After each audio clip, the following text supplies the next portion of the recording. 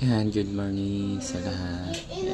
Ang dami mong iinaman. Tamang gising lang.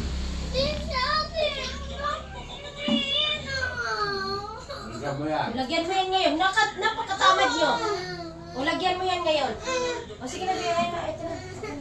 At papupahan na rin natin sa ating mga tubig.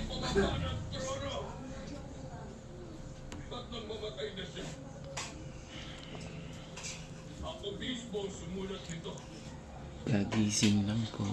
Bilang tanda ng binitawan kong pangako. Magsaka ko ito tinatakal. Pagkatapos, itinago ko ito sa dingding. Dahil nangako ako. Nangako ako sa kanya na yun ang aking gagawin.